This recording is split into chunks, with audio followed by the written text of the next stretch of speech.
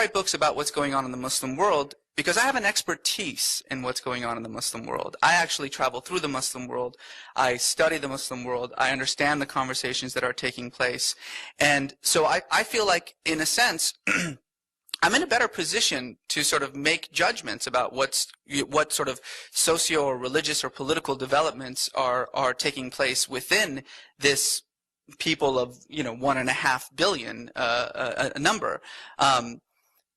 Statements like there are millions of Muslims who have this sort of death cult are profoundly inaccurate and are based on nothing except your sort of general impression of a region and of a religion that you have a very surface understanding of. Well, it's not.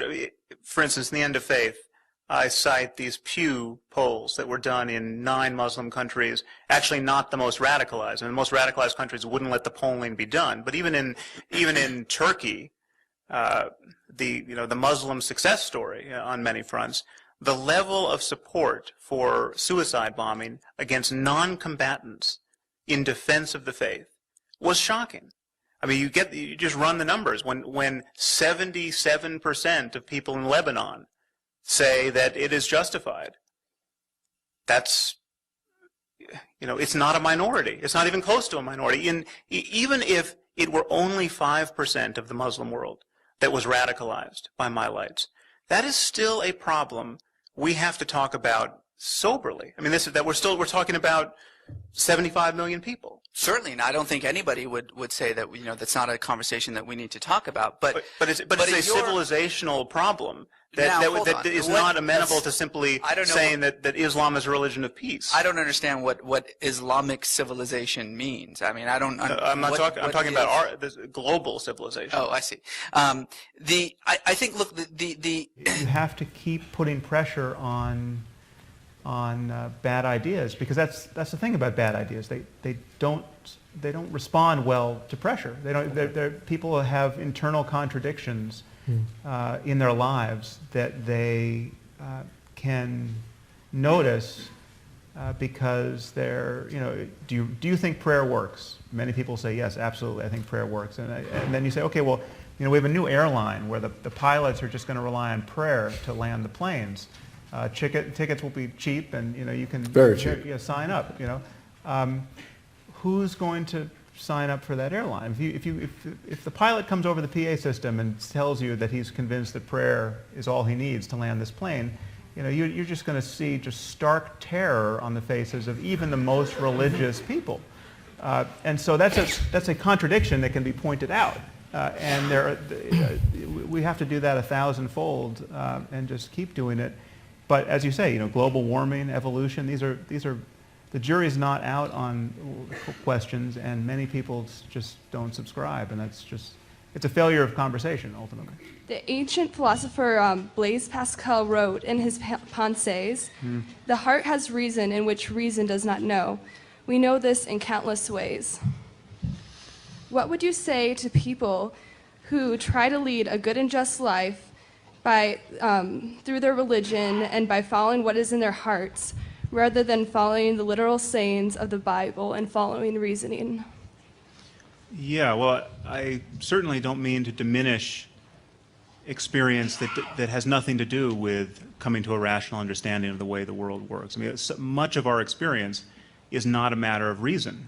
It's not a matter of belief even, and some of the most important aspects of our experience aren't. So experiencing love and devotion and awe, I mean, these are features of our subjectivity that I think are extraordinarily valuable. The important thing to recognize is that if you think the only real container, the only viable container for those experiences is your denominational church, is the language of your ancestors, if you're still committed to being a Christian or a Muslim or a Jew, I think you are tacitly supporting the religious divisions in our world. I mean, you are giving cover, I think, quite explicitly to all of the people who take their holy books far more seriously. I mean, I can't tell you how much time I and other people have spent having to fight the battle against the liberals and moderate Christians and Jews and Muslims who will insist upon the viability of these denominations and of raising their children to think that they're Christians and Muslims and Jews, and who will never admit that any of the extremist behavior going on in the name of their faith has anything to do with religion. And so there's no question in my mind that it provides a kind of friction in our discourse where we really can't call a spade and say, okay, this is much of the Bible and the Quran is just life-destroying gibberish, and we just have to acknowledge this and cease to take these books seriously. It's perfectly clear to me that my style of conversation is not what can be broadcast to the Muslim world to change people's minds. I mean, that is your job. You are much better suited for that job. And I would agree with you that in order to empower the moderates of the Muslim world, drawing cartoons of the Prophet and writing paragraphs of the sort I've written is not a strategy. I'm not a diplomat. And I don't know, but what's troubling me is I don't know where the line is between encouraging moderation, representing what Islam could be. You know, Islam could be a religion of peace, perhaps. Jihad could be just an inner spiritual struggle and have nothing to do with holy war. Indeed, that we have to raise a generation of Muslims who believe those things. But pretending that it is already is problematic, because it isn't for so many millions of Muslims.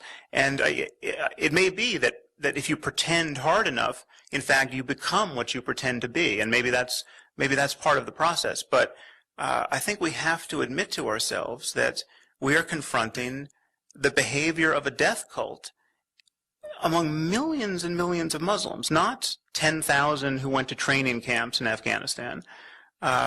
We are confronting an endorsement of this kind of behavior and a reflexive political solidarity where Muslims side with other Muslims, no matter how sociopathic their behavior, simply because they're other Muslims. We can't deny the problem while trying to encourage a more benign face of the religion. I think that the issue of belief is that I don't see religious belief as distinct from any other kinds of beliefs. I mean, we represent the world in our thoughts, and all of us are in the business of hoping that our representations are accurate, or at least accurate enough so that we can successfully negotiate our lives happily. I mean, nobody wants to be mistaken, profoundly mistaken about their place in the world, or about what happens after death, or where their loved ones go after. I mean, we're not in the business of deceiving ourselves just willfully. And so religious beliefs are on all fours with all of our other beliefs. We are describing the world. We're trading in these descriptions through language. Someone says to you, well, do you realize that Jesus is your personal Savior, and nobody, He's the way and the truth and the life, and nobody gets to heaven but through Him? That is a description of the way this universe is organized in moral terms and in spiritual terms, and it's either right or wrong, and it purports to be right, and it promises terrible consequences to those who don't accept it.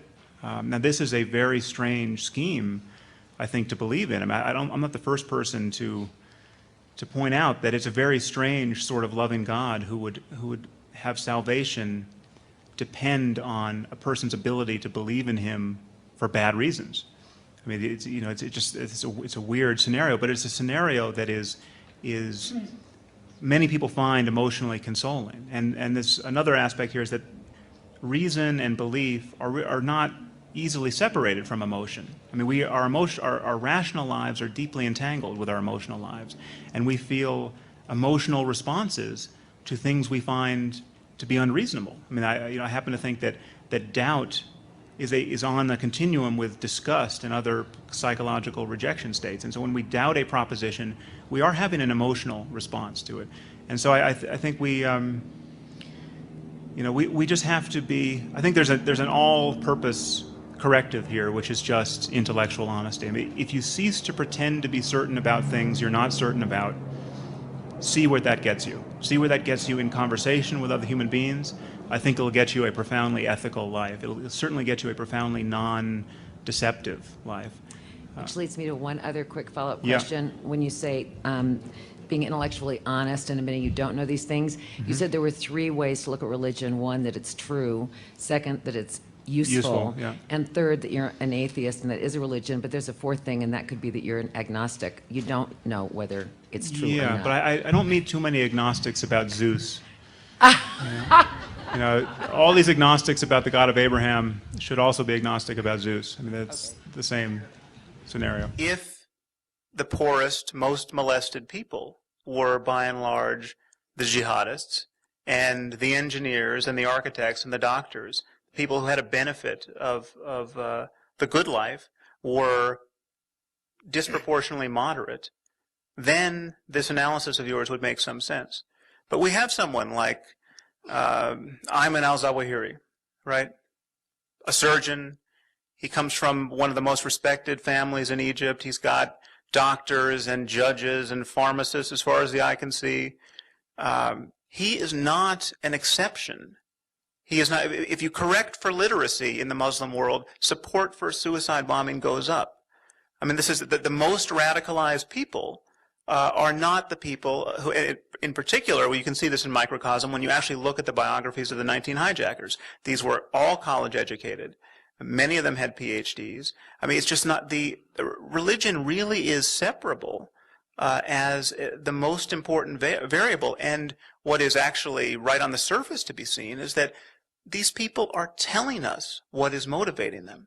The jihadis are talking all day long about the pleasures that await martyrs in paradise, the horrors of living in proximity with the infidels, the desecration of the Muslim holy sites by the proximity of infidel troops on the ground. I mean, this is, Osama bin Laden tells us what motivates him. He's telling us why he's not living in Paris and dating models with his inheritance. I mean, he is being quite articulate ad nauseum.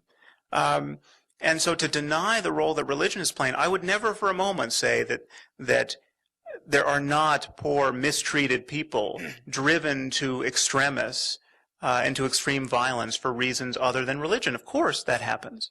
But this is a separable component which we have rendered, by the terms of our discourse, by our emotional attachment to it, immune to criticism. It is taboo to say that the Quran is bogus as a document that describes the history of the evolution of our species, as a document that makes really cogent prescriptions about how to live in the 21st century, as is the Bible.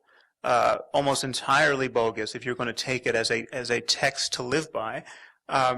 It is taboo to say that. You could not possibly get elected in this country if you even openly doubted whether or not there was a creator God listening to the prayers of your constituents. I mean, this is the world we are living in, and it's Well, Sam, I have to say, Atheism is really a term we do not need. I mean, in the same way that we don't have a word for someone who's not an astrologer. We don't have websites for non-astrologers. There are no groups for non-astrologers. Nobody wakes up in the morning feeling the need to remind himself that he's not an astrologer. The irony is that atheism is completely without content. It is not a philosophical position. And all religious people are atheists with respect to everyone else's religion. I mean, we're all atheists with respect to the thousands of dead gods who lie in that mass grave we call mythology. I mean, think of Thor and Isis and Zeus. These were once gods in good standing among our ancestors. But more importantly, every Christian rejects the claims of Islam, just as I do. Muslims claim that they have the perfect word of the creator of the universe. Why do they believe this? Because it says so in the book. Sorry, not good enough. So this term atheism really is misleading. We're talking about specific truth claims and their evidence, or lack thereof. The atheist is simply saying, as Carl Sagan did, that extraordinary claims require extraordinary evidence. If ever there were an antidote to dogmatism, this is it.